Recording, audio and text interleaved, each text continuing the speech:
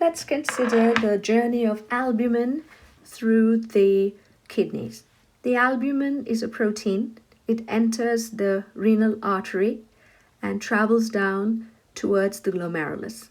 It's too big to pass through the filter, and so the albumin continues its journey towards the peritubular capillaries and beyond into the renal vein, which takes it back to the body.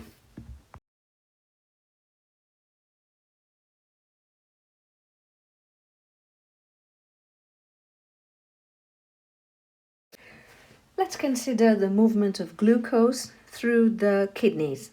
Glucose is indicated by this pink circle here.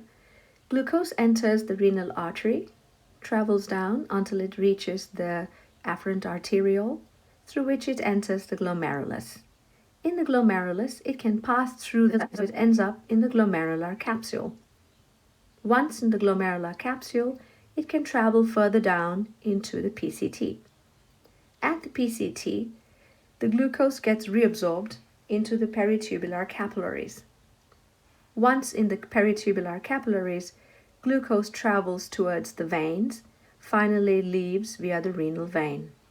The red arrow here indicates filtration, and the blue arrow indicates tubular reabsorption.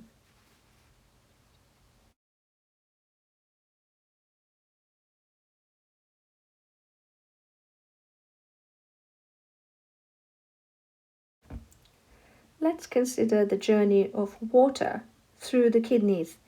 Water enters the kidney via the renal artery, and it travels down to the afferent arteriole and enters the glomerulus. It can pass through the filter, so it ends up in the glomerular capsule. Water continues to travel throughout the length of the nephron, down the nephron loop, up the nephron loop, DCT, and collecting duct.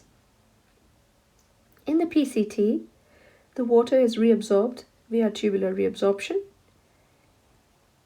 and it ends up in the peritubular capillaries.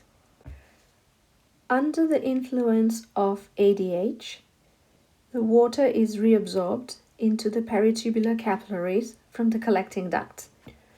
Water then continues to the blue arrow indicates tubular reabsorption. The white arrow indicates water conservation.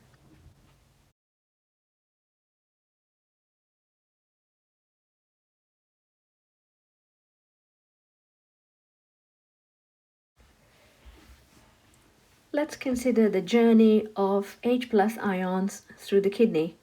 H+ ions are already in the blood, and they are secreted from the peritubular capillaries into the DCT via tubular secretion. And once they reach it, they leave the body via the urine. The pink arrow indicates tubular secretion.